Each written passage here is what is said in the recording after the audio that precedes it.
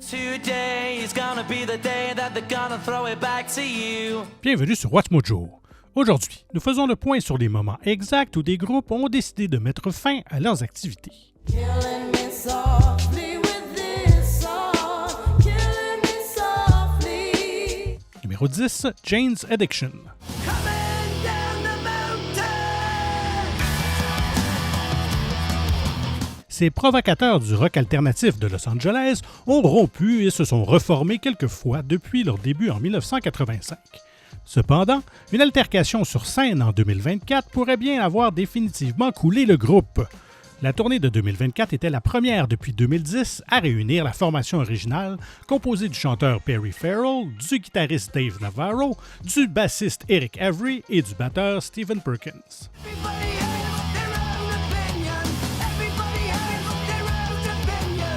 Holding it back. Tous ces développements positifs ont été rapidement réduits à néant lors d'un concert à New York le 13 septembre, au cours duquel Farrell en est venu aux mains avec Navarro.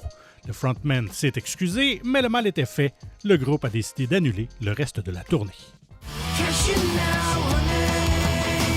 Kiss you now. Numéro 9, Destiny's Child. Oh, I know you want me, I can see it in your eyes, but you keep on fronting what you say was on your mind, 'cause every time you need me, you give me signs. Lorsque la personne qui gère votre groupe est aussi le père de votre partenaire, il y a de fortes chances qu'une certaine rancœur s'installe tôt ou tard. Ça a été le cas pour Destiny's Child, icône de la pop et du rhythm and blues, aussi connu pour avoir introduit Beyoncé au monde entier. Le père de la future superstar, Matthew, était le manager en question, ce qui ne plaisait pas à LaToya Luckett et Latavia Robertson. You wanna be with me, you gotta keep it real.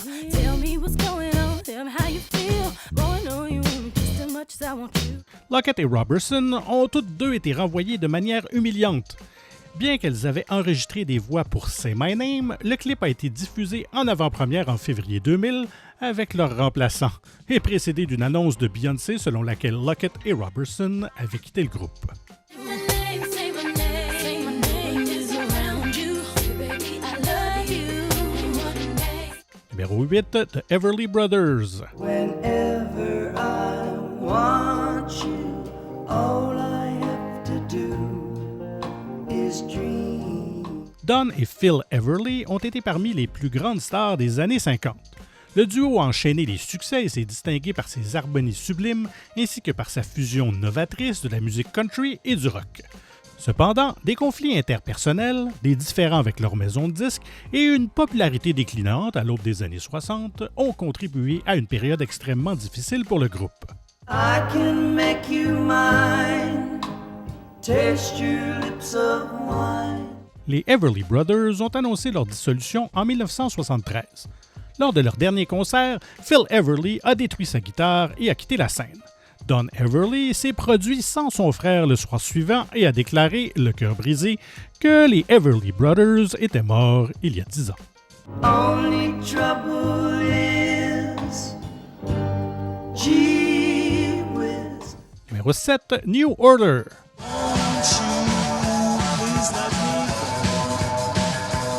Après la mort du leader Ian Curtis, les membres restants de l'emblématique groupe post-punk Joy Division ont trouvé le succès sous le nom de New Order, mais non sans un conflit d'ego. Après une rupture et des retrouvailles dans les années 90, le bassiste Peter Hook a fait part de son désir d'arrêter les tournées en 2006.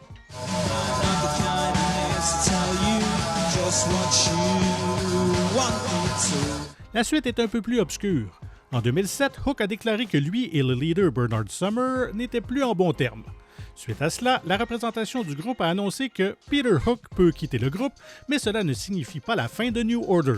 Le groupe s'est reformé en 2011, Tom Chapman remplaçant Hook.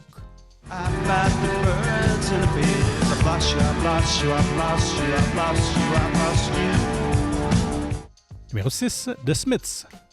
Take me out tonight. Parfois, il faut savoir respecter l'engagement des membres d'un groupe à se détester. C'est ce qui est arrivé aux Smiths, groupe influent de la musique indie pop, qui ont toujours déclaré qu'ils ne se réuniraient jamais. Driving in your car, I never wanted to go home because I haven't got one. Le drame se résume principalement à des tensions interpersonnelles entre le chanteur Morrissey et le guitariste John Marr. Le premier s'oppose au désir de Marr de collaborer avec des musiciens en dehors de leur sphère, et le second reproche à Morrissey de ne pas vouloir s'engager dans de nouvelles directions musicales. En juillet 1987, un article expliquait que ces luttes privées étaient le clou du cercueil proverbial. Fidèles à leurs paroles, les Smiths sont restés séparés depuis leur dissolution très publique et très peu glorieuse. To die by your side is such a heavenly way to die. Au numéro 5, The Eagles. One of these nights, one of these crazy old nights. Précédant de près de 45 ans ce qui s'est passé avec Jane's Addiction, le concert des Eagles du 31 juillet 1980 a été mémorable pour plusieurs raisons. Personne ne pouvait s'attendre à ce qu'un concert de bienfaisance en faveur du sénateur californien Alan Cranston sonne le glas des Eagles. You got desires, but I got a few of my own. Le chanteur Glenn Frey et le guitariste Don Felder se seraient menacés entre les chansons pendant toute la durée du concert. Watch Mojo bien trop poli pour répéter exactement ce que les deux hommes se sont dit, mais sachez que leur prochain album remerciait 5 avocats. One of these dreams. Numéro 4, The Fugees. Strumming my pain with his fingers.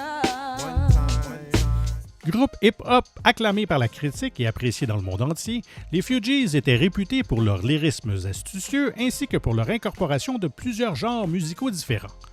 Bien que les témoignages divergent sur les raisons de cette rupture, la plupart des sources l'attribuent à la relation tumultueuse entre Wyclef Jean et Lauryn Hill. Softly with this song, killing me softly with this song. La goutte d'eau qui a fait déborder le vase, la liaison extra-conjugale de Hill et Jean qui a culminé avec la révélation qu'elle était enceinte de lui. Pire encore, le bébé était le résultat d'une autre relation avec Rowan Marley, le fils de la légende du reggae Bob Marley. With his song. Numéro 3, Sex Pistols. God save the queen. She ain't no human being. Vous connaissez l'expression « brûler la chandelle par les deux bouts ». Les Sex Pistols, les parrains immensément influents du punk rock, en sont l'exemple parfait. Les provocateurs britanniques jouaient dur et vivaient dur, le comportement du bassiste Sid Vicious devenant de plus en plus un sujet de ressentiment au sein du groupe.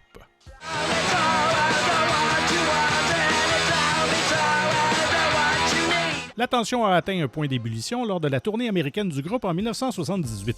Les problèmes de toxicomanie de Vicious et l'antagonisme avec le public ont poussé le leader Johnny Rotten à conclure un concert à San Francisco en déclarant « Avez-vous déjà eu l'impression d'avoir été trompé? Bonne nuit ». Le groupe, dans son incarnation la plus connue, n'a plus jamais rejoué ensemble.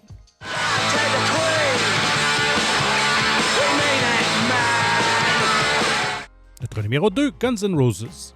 She's got a smile that it seems to me reminds me of childhood memories. Bon, oui, d'accord, les géants du rock des années 80 n'ont jamais été techniquement dissous. Pendant de longues périodes de l'histoire du groupe, Guns N' Roses a essentiellement fonctionné comme un projet solo d'Axl Rose. Il y a une raison à cela. Bien que les détails de l'agitation varient selon le membre à qui on s'adresse, tout semble indiquer que des désaccords créatifs et commerciaux couvaient entre Rose et le guitariste Slash. She's got eyes of the bluest skies as if they thought of rain. Le chanteur aurait acquis les droits du nom du groupe et, sous la contrainte, aurait forcé ses coéquipiers à accepter légalement cette situation, ce que Rose a toujours nié. Contre toute attente et après des années de disputes publiques, Slash et le bassiste Duff McKagan ont réintégré le groupe en 2016. Oh, sweet child of mine. Il n'y a peut-être pas de conflit intérieur à Watch Mojo français, mais ça ne veut pas dire que vous n'avez pas à vous abonner. C'est ce qui nous motive à continuer. Si vous le faites, n'oubliez pas non plus la cloche et un petit coup de pouce vers le haut si vous avez apprécié cette vidéo. Et notre numéro 1, Oasis. Today is gonna be the day that they're gonna throw it back to you. Alors que Liam et Noel Gallagher sont connus pour leur tension et leur colère depuis des années, leur conflit a finalement débordé lorsque le groupe a été contraint d'annuler sa participation au British Five Festival. Noel prétendait que Liam avait simplement la gueule de bois, mais Liam a répondu qu'il avait contracté une laryngite et que son médecin lui avait ordonné de ne pas chanter. I don't believe that anybody feels the way I do about you now. Liam a alors intenté un procès à son frère, qui a été abandonné lorsque Noel s'est excusé. Néanmoins, Noel a quitté le groupe. Les frères Gallagher continueront à s'insulter publiquement et de façon plutôt mémorable avant d'annoncer une réunion en 2024 prévue pour l'année suivante.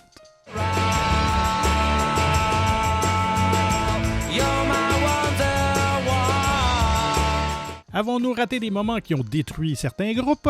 Faites-nous le savoir dans les commentaires. I don't know what to say.